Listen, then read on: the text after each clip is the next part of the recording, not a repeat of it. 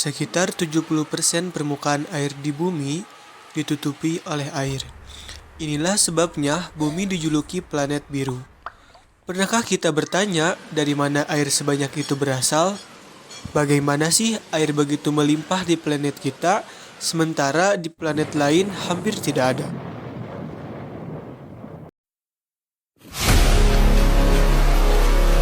Sebagian besar ilmuwan percaya ketika planet bumi terbentuk sekitar 4,5 miliar tahun silam, planet ini kering dan berbatu. Teori ilmiah paling populer menyatakan bahwa air tiba di bumi dalam bentuk beberapa asteroid besar yang dipenuhi es. Ilmuwan yang lain menyatakan air sebenarnya telah ada sejak awal pembentukan bumi yang berasal dari awan gas yang membentuk tata surya.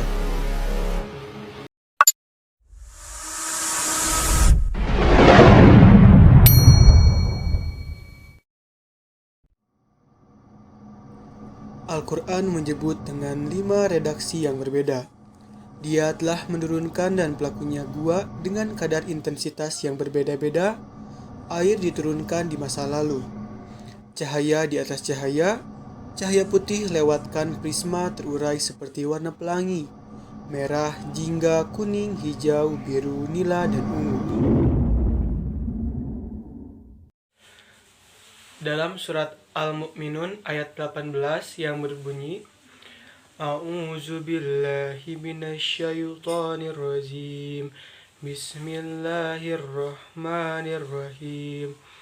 Wa anzirhum yaumal azifati izil qulubu ladal hanazili kazimin. Maliz zolimina min hamimin wala syafi'i yuta.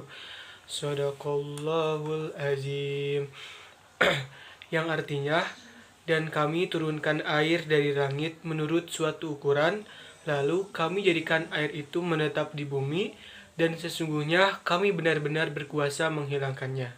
Sadaqallahul azim. Dan untuk tafsir dari surat Al-Mu'minun ayat 18 sendiri, menurut dari Syekh Abdurrahman bin Nasir As-Saidi, pakar tafsir abad ke-14 Hijriah, yang berbunyi, dan kami turunkan air dari langit yang menjadi sumber rizki bagi kalian dan binatang-binatang piaraan kalian, sesuai dengan ukuran yang memadai kalian. Dia tidak menguranginya, di mana tidak mencukupi bagi tanah dan pepohonan. Akibatnya, tujuan tidak terwujud dan tidak pula menambahi dengan kadar yang tidak bisa tertampung. Sampai meluluh lantahkan pemukiman, lalu tumbuh-tumbuhan dan pepohonan pun tidak bisa hidup. Bahkan Allah menurunkannya di permukaan bumi, lalu air itu diam dan menetap, mengeluarkan berbagai pasangan tanaman dengan kekuasaan zat yang menurunkannya. Allah juga mendiamkannya untuk dipersiapkan menjadi simpanan air tanah, agar tidak menggelontor ke bawah hingga tidak bisa dicapai dan tidak bisa dijangkau dasarnya.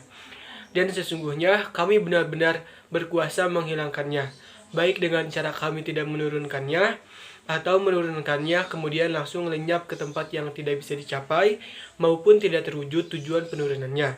Ini merupakan peringatan darinya kepada para hambanya, supaya mereka bersyukur atas nikmat-nikmatnya dan membayangkan musibah apa yang terjadi bila ada, sebagaimana firman-Nya, katakanlah, terangkanlah kepadaku jika sumber air kamu menjadi kering, maka siapakah yang akan mendatangkan air yang mengalir bagimu. Shadaqallahul azim.